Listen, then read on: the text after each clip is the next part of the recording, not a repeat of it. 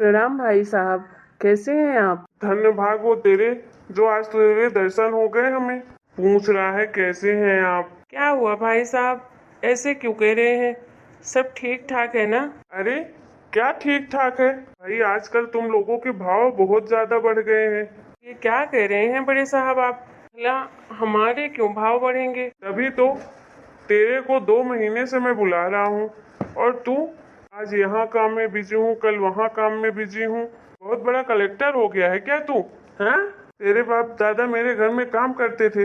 अरे हम सोचते हैं चलो गरीब हो, थोड़ी बहुत मदद करें तुम्हारी, लेकिन भाई तुम लोगों के तो आजकल बड़े भाव चढ़ गए हैं। 2 वक्त का खाना क्या खाने लगे हो, अपने आप को राजा समझने लगे हो। अरे क्या हो गया बाबूलाल तुम्हें? आज यहाँ कहाँ भटक रहे हो तुम? नमस्ते काका। नमस्ते नमस्ते। अरे काका क्या बताऊं आपको, इसको मैंने 2 महीने से बोल के रखा था कि भाई मेरे घर में काम है, बारिश आने वाली है, घर की छत ठीक करवानी है, और भी बहुत सारे काम थे इसके लिए। अब भाई मैं इसको कब से बोल रहा हूँ काका, लेकिन ये हो कि आने का नाम ले। आज तो पता नहीं कैसे भेटा गया मुझे, वरना ये मिलता ही नहीं है। इसके घर जाओ भाई, भी बोली यहाँ काम पर गए हैं, वहाँ काम पर गए हैं। आजकल तो भलाई का जमाना नहीं है काका।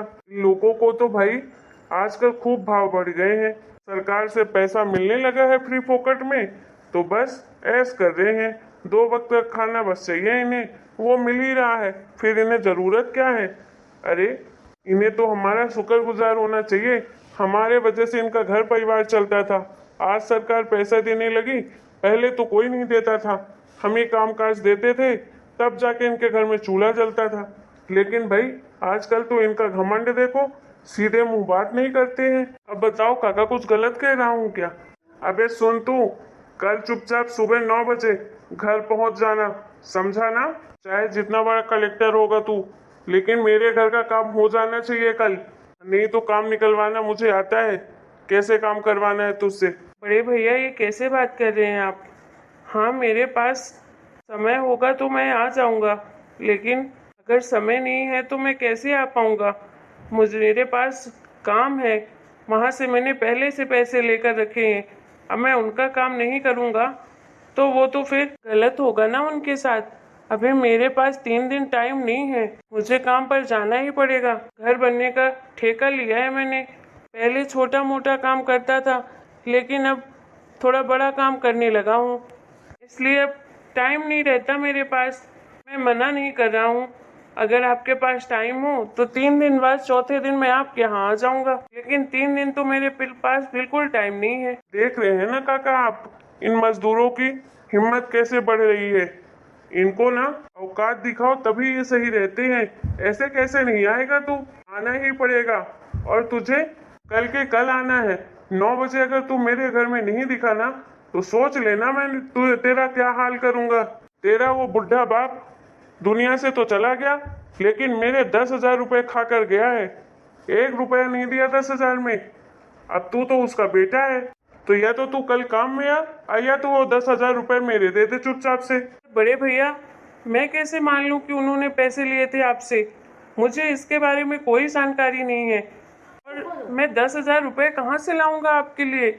मैं काम करता हूँ, लेकिन बस रोजी रोटी हमारी चल रही है। बच्चे स्कूल जाते हैं, बस वही पालन पोषण कर रहा हूँ। मैं 10,000 रुपये कहाँ से ला के आपको दूंगा? और मेरी जानकारी में तो कोई पैसे पापा ने नहीं लिए थे।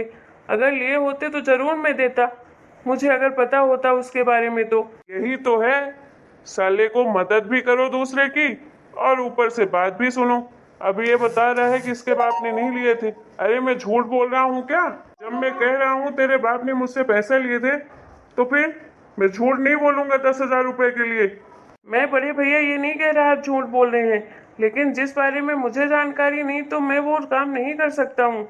और मैं इतना बड़ा आदमी नहीं हूँ कि मैं आपको 10,000 रुपये दे दूँ, और काम के लिए मैं मना भी नहीं कर रहा हूँ। अगर आपके पास टाइम है तो 3 दिन रुक जाइए, मैं चौथे दिन आपके यहाँ ही आ जाऊँगा, लेकिन उसके पहले मैं नहीं आ सकता हूँ। मैंने एडवांस लेकर रखा है। तो जिसका भी एडवांस लिया है तो वापस कर दे, मेरा काम पहले होना चाहिए। देख लो काका, इनके खानदान के एक एक इंसान हमारे घर का नाम लेते ही कांपते थे।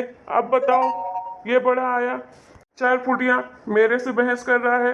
अकल नहीं है कि बड़ों से कैसे बात करते हैं। बेशरम कहीं का देहाती गवार आंख से आंख मिलाकर बात कर रहा है और बता रहा है मैं झूठ बोल रहा हूँ।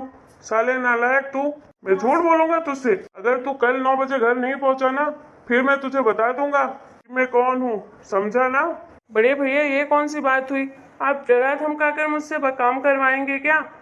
मेरे पास नहीं है टाइम तो मैं कैसे आ जाऊं? आप किसी और को देख लीजिए, बहुत सारे काम करते हैं, किसी और को ले जाइए। तू मुझे ज्ञान मत बता कि मुझे किसे ले जाना है किसे नहीं। जितना तुझे कहा है उतना कर, समझा ना? मैंने कहा था तुझे मेरे घर में बहुत सारा काम है और अभी खेत का भी काम शुरू होने वाला है। मेरे घर में अब कोई काम काज करने वाला नहीं है। मैं तुझे बोल रहा हूँ कि मेरे घर की अधिया में खेती ले ले, तो वो तू लेने के लिए मना कर रहा है। तो खेती बाड़ी मेरे बस की बात नहीं है, और आजकल खेती में मिलता ही क्या है? कम से कम जो काम कर रहा हूँ रोज की रोज पगार तो मिल जाती है। हम गरीब आदमी हैं, रोज के पैसे रोज के कामों में ही लग जाते हैं, इसलिए मैं खेती बाड़ी का काम नहीं करता हूँ। चल तू जो भी करता हूँ मैं कल तुझसे बात करूंगा। 9 बजे उपस्थित हो जाना मेरे घर। अभी मैं चल निकल रहा हूँ, बहुत सारे काम है मेरे पास।